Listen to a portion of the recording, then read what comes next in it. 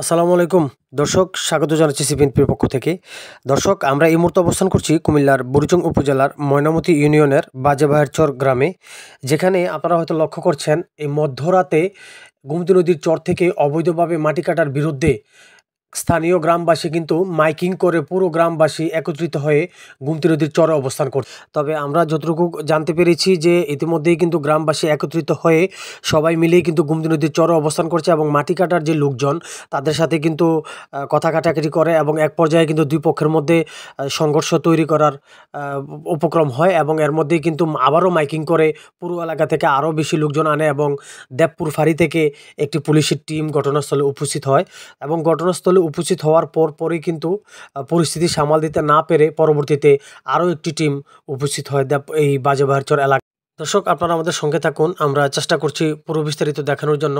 সেই সাথে স্থানীয়দের সাথে একটু কথা বলবো, তারা আসলে কি চায় এবং তাদের দাবিটা কি সেই বিষয়ে আমরা আমাদের সিপিএন টিভির মাধ্যমে জানানোর চেষ্টা করছি। ধন্যবাদ। গোমতী নদীর সময় বাঙ্গার সময় আমরা দর্শক ফুলাভাইনে নদীর আইলে মাটি কাটছি, বাঁধছি, আমরা প্রচুর কষ্ট করছি। বাঙ্গায় এই বিদায় পড়ছে না, আল্লাহ আমরা দিকে চাইছে। এখন আমরা রুট ঘাট নষ্ট করে তারা আমার জমিদের মাটি কাটিয়ে নিগেতেছে জোর করে। আমরা বাড়িতে যেয়ে ধরে মারবো, ফসলের জমি আমরা ফসল করছি, তারা এই বিলে আমাকে জোর করে কাটটা নিতে আছে।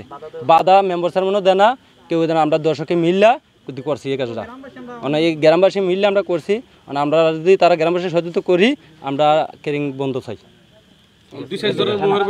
যে যারা ক্রিমিনাল ছিল, যখন আমাদের দুঃসময় ছিল, তারা কাউকে পাশে পায় নাই, এলাকার মেম্বার কাউকে পাশে পায় নাই। শুধু পেয়েছিলাম যে চেয়ারম্যান ছিল, মাঝে মাঝে আসছিল, তবে কিন্তু কোনো হস্তক্ষেপ নেয় নাই। হ্যাঁ, তো এখন আমরা যারা উত্তোলন করতেছে তারাও পাই নাই। এখন আমাদের এই 24-এ বন্যার পর 25 মাটি উত্তোলন করতেছে, আমাদেরকে হিট করতেছে, হুমকি ধামকি দিচ্ছে, লাশের উপর দিয়ে গাড়ি যাবে, চাকার নিচে মাথা দিবে, ইত্যাদি ইত্যাদি হুমকি ধামকি দিচ্ছে। অলরেডি একটু আগে যে আমরা আন্দোলনে ছিলাম, তারা হিট করে দিয়েছিল একজন মাসুক। হ্যাঁ, মাসুক ওই জামাল কাকার উপরে হাত তুলে দিছে।